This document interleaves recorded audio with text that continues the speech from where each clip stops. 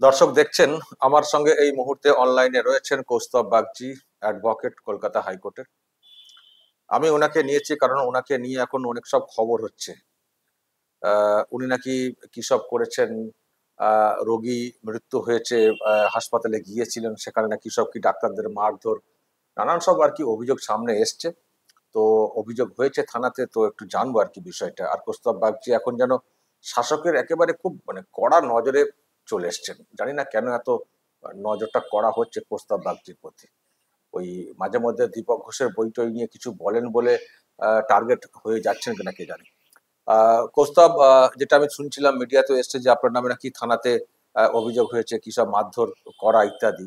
তো ব্যাপারটা কি, মানে আইনজীবী আপনি মারধর করতে গেছিলেন?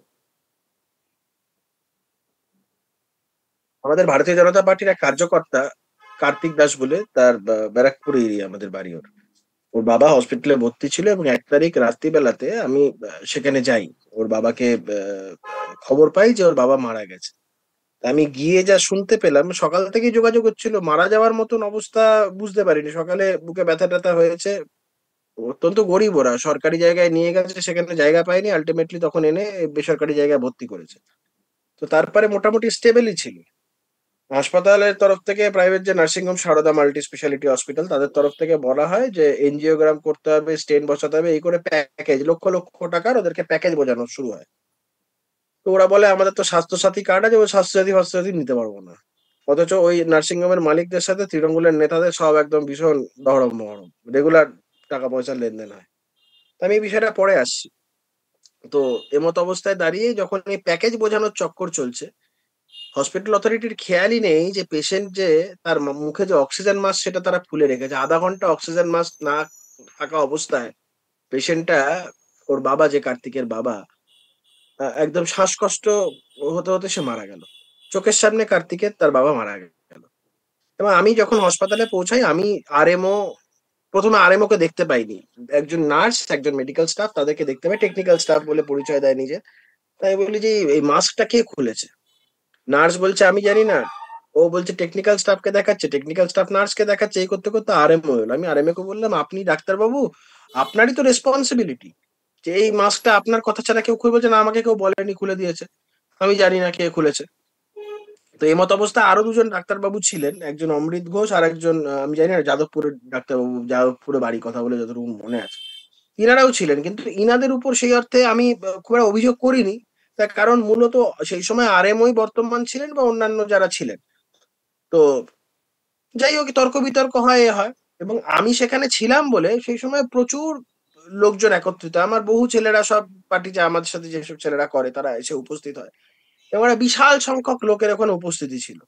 এবং আমার সবসময় মাথায় এটা ছিল যে ওখানে সাধারণ পেশেন্টরা আছে, তাদের যেন কোনো ক্ষতি না হয়।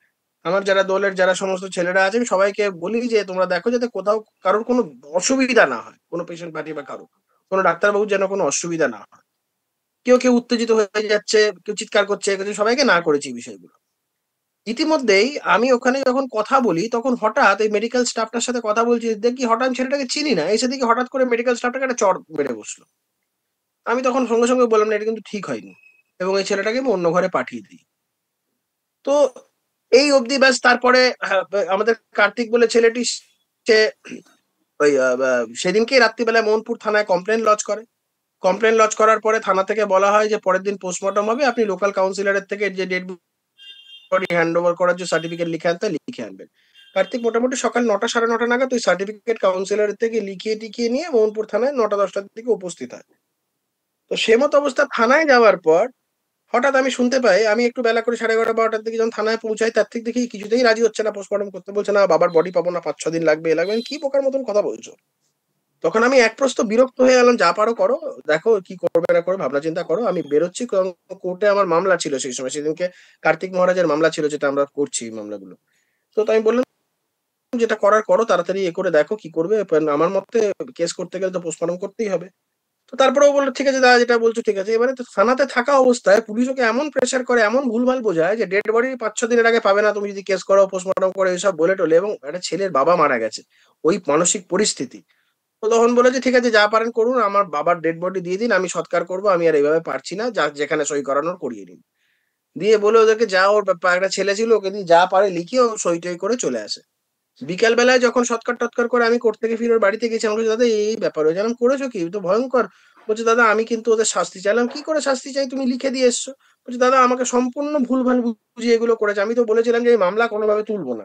তো এমত অবস্থায় দাঁড়িয়ে মামলা তুলে নেওয়ার কথা যখন ওকে আমি বলি, তুমি তো মামলা তুলে নিয়েছো, বলে না দাদা। বললাম, তাহলে তুমি ইমিডিয়েটলি কমপ্লেন লজ করো। সেই দিনকেও রাত্রিবেলাতেও কমিশনারকে চিঠি করে যে আমাকে এরকম মোহনপুর পুলিশ ভুলভাল বুঝিয়ে আমাকে সইসাবত গুলো করিয়ে আমাকে এটা তুলিয়ে নিয়েছে।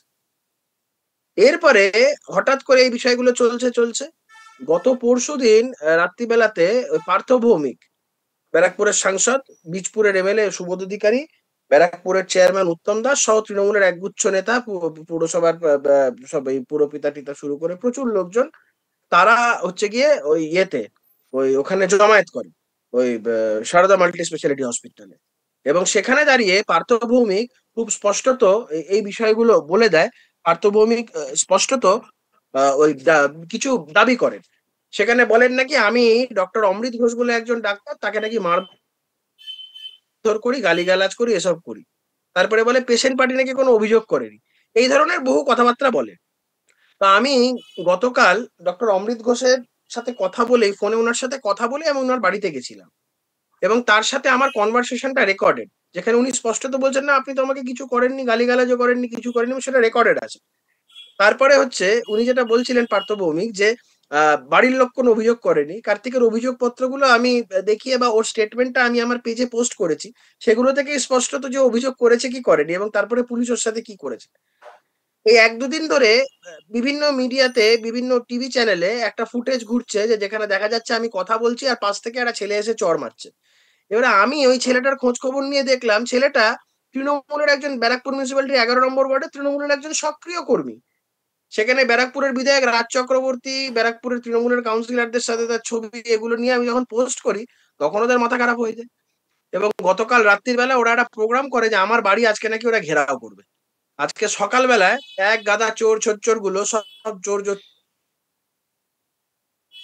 চোররা সব দলবদ্ধ হয়ে আজকে এখানে এসেছিল। কি করুণ অবস্থা শফিকুল দা! কজন কাউন্সিল যে কজন কাউন্সিলর ছিল, এছাড়া সাধারণ আর কোনো তৃণমূল কংগ্রেস কর্মী বা সাধারণ মানুষের কোনো পার্টিসিপেশনই নেই, কেউ নেই। হ্যালো, শোনা যাচ্ছে? হ্যাঁ, হ্যাঁ, বলুন, কেউ বলুন। নেই, মানে শুধু চেয়ারম্যান, ভাইস চেয়ারম্যান, যতগুলো ওদের কাউন্সিলর আছে, আর হচ্ছে গিয়ে 5-6টা লোক, মানে খুব মেরে কেটে 25-30 জন লোক।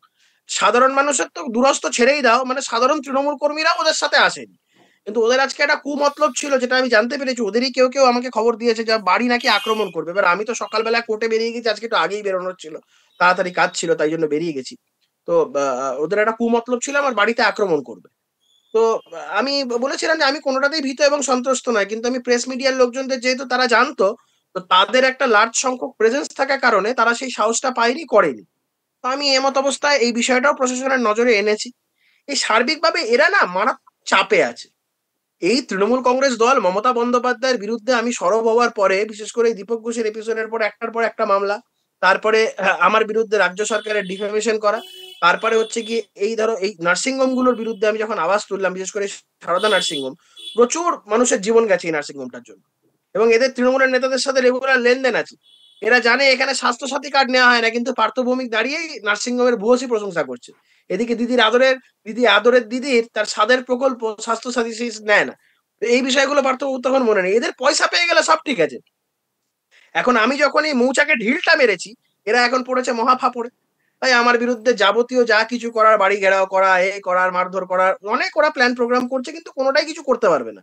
মোহনপুর থানায় একটা এফআইআর হয়েছে, এবং সেই কানেকশনে, এফআইআর যদিও কারোর নাম নেই, আননেমড এফআইআর, সেই কানেকশনে মোহনপুর থানার পুলিশ আমাকে একটা নোটিশ দিয়ে গেছে গতকালকে।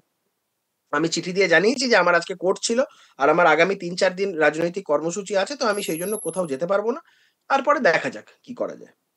কতগুলো কেস হলো কৌস্তব? গোনা ছেড়ে দিয়েছি শফিকুল্লাহ, এখন গোনা ছেড়ে দিয়েছি। যখন যেগুলোর কাগজ টাগজ আছে, ডেট আছে, ডায়েরি দেখে দেখে নি কোনটা ডেট আছে, সেই দেখে এ করি। মানে অন্যের মামলা করতে গিয়ে নিজের মামলাও মানে কাউন্টিং করতে হচ্ছে আর কি, কবে কি ডেট আছে বা কি কেস আছে নাকি? হ্যাঁ, মানে ওই ডায়েরিতে লিখে রাখি অন্যের মামলার মতনই আমার মামলাটা ওই মাই ওন কেস বলে লিখে রাখি, ওইটা দেখে কেসের নাম্বারটা লেখা থাকে এইভাবে। উকিল তো অসুবিধা নেই, ডায়েরি মেনটেন করতে হয়, অসুবিধা হয় না। তো সেই হিসাবে করে নিয়েছে, গোনা ছেড়ে দিয়েছি। মানে বিষয়টা যেটা বুঝতে পারছি যে অন্যান্য কেস না, আরো অনেকেই তো অনেক ক্ষেত্রে নার্সিং হোমে গিয়ে কথা বলেন, কিন্তু আপনার প্রতি টার্গেটটা যেন কোথাও সেই মনে হচ্ছে ঘুরিয়ে ফিরিয়ে সেই দীপক ঘোষ মানুষটি এমন একটা বই লিখে গেলেন। আমি তো তোমাকে বলছি শফিকুল দা, প্রশাসন প্রশাসন এইটা আমাকে ইনফ্যাক্ট পুলিশের এক দুজন এটা মানে আমাকে হোয়াটসঅ্যাপ কলে এটা বলেছে যে কৌস্তব দা, আপনি ছিলেন বলে সেদিনকে হসপিটালটা বেঁচে গেছে, নালে সেদিন যা মব ছিল গুড়িয়ে দিত হসপিটালটাকে, একদম মাটির সাথে মিশিয়ে দিত প্রত্যেকটা ডাক্তার। এবং ওই হসপিটালটা সমস্ত দুষ্কর্মের একটা চক্র, এবং তৃণমূল নেতাদের সাথে তাদের খুব সদ্ভাব। এবং আমি যখন ওখানে, আমি তোমাকে বলছি শফিকুল্লাহ, আমি যখন ওখানে দাঁড়িয়ে আছি, আমাকে একজন তৃণমূলের নেতা ফোন করে বললেন একটু দেখে নে, একটু ম্যানেজ করে নে। আমি বললাম মাথার ঠিক নেই, দু চারটে বাজে কথা বলে দিলে তুমি, আমি ছোটবেলা থেকে তোমাকে চিনি, খুব খারাপ লাগবে। তারপরে দেখি আমাকে বলছে যে তোর কাছে মালিককে পাঠাচ্ছি, মালিক তোর সাথে কিছু কথা বলবে। মালিক এসে আমাকে টাকার অফার করছে। তাই বলে আমার চরিত্রটা তৃণমূলের নেতাদের সাথে গুলিয়ে ফেলবেন না, আমি টাকাতে বিক্রি হই না। আমি যেটা বলেছি, যেটা অন্যায়, সেই অন্যায়ের বিরুদ্ধে আমি আওয়াজ তুলেছি, আমি টাকায় বিক্রি হই না। এই তো অবস্থা। তাদের ওখানে গিয়ে পার্থভৌমিক আর হচ্ছে গিয়ে ব্যারাকপুরের সব তৃণমূলের বড় বড় নেতারা গিয়ে নার্সিংহোমকে দরাজ সার্টিফিকেট দিচ্ছে। যেই নার্সিংহোম গুলো গরিব মানুষের রক্ত চুষে খায়, তাদেরকে দরাজ সার্টিফিকেট দিচ্ছে তৃণমূলের নেতারা। মোটা বান্ডিল ঢুকে গেলে যা হয় আর কি। যাই হোক, তার মানে দুটো বিষয়, একটা হচ্ছে এই ধরনের বিষয়ে সরব হচ্ছেন সে তো আছেই টার্গেটের এ, আর মূল জায়গা থেকে টার্গেট করার হয়তো নির্দেশও আছে, সেজন্য আর কি সব মিলিয়ে একাকার হয়ে গিয়ে একদম। কৌস্তব বাগচিকে চেপে এবং ধরো। West Bengal doctors forum, West Bengal doctors forum যেটা তৃণমূলের খুব মানে প্রিয়, মানে ওদের আর কি খুব তল্পিবাহক সংগঠন, সেই সংগঠন আবার রাজ্যের মুখ্য সচিবের কাছে আমার কাছে আমার নামে কমপ্লেন করেছে। ওয়েস্ট বেঙ্গল ডক্টরস ফোরাম কি মনোজ করে? পান্তের কাছে আমার নামে সে একটা বিশাল বড় লম্বা চওড়া চিঠি লিখেছে। এই ডাক্তারবাবুরা রোগী পরিষেবা কি দেয় না দেয় সেসব তো আমরা জানি, আমি এই তালিকাগুলো জোগাড় করছি। সরকারি হাসপাতালে তৃণমূলের যারা কেষ্টমিষ্টু যারা ডাক্তারবাবুরা রয়েছেন, তারা কতক্ষণ সরকারি হাসপাতালে ডিউটি করেন আর কতক্ষণ প্রাইভেট চেম্বার করেন আর প্রাইভেট নার্সিং হোম করেন, এগুলো আমি সব বার করছি। যত বড় বড় কথা এগুলো সব বার করব আমি। ওকে, কিন্তু এত কেস টেস জড়িয়ে গেলে কি করে কি হবে? এই সরকারের বিরুদ্ধে লড়তে গেলে অনেক কিছু বাধা বিপত্তি আসবে, সেই বাধা বিপত্তি গুলো পেরিয়ে যা যা করতে হয় আমি করব। এই মাথায় চুল না রাখার যন্ত্রণা আমার আছে শফিকুল্লাহ, এই মাথায় চুল আমার গজানোর তাড়াও আছে। 2026-এই মাথায় চুল গজাবে এবং তার জন্য যা যা করতে হয় করবো। ওকে, অসংখ্য ধন্যবাদ আমার কৌস্তব দল বাগচি। এবং আমার নেতৃত্বের প্রতি আমার পূর্ণ আস্থা আছে, আমার মাথায় চুল 2026-এ গজাবেই। ওকে, অসংখ্য ধন্যবাদ, আপনি খুব শক্ত মনে আছেন। ভালো থাকবেন, ভালো থাকবেন। আসলে দর্শক শুনলেন, কৌস্তব বাগচি অনলাইনে ছিলেন এবং তার নামে তো কেস একের পর এক হয়ে যাচ্ছে, আর মূল টার্গেটটা কোত্থেকে হচ্ছে নিশ্চয়ই আপনারা বুঝতে পারছেন। দর্শক বলবেন যদি আপনাদের এই নিয়ে কিছু বলার থাকে, অবশ্যই বলবেন কমেন্ট বক্সে, নজর রাখবেন আরামবাগ টিভিতে।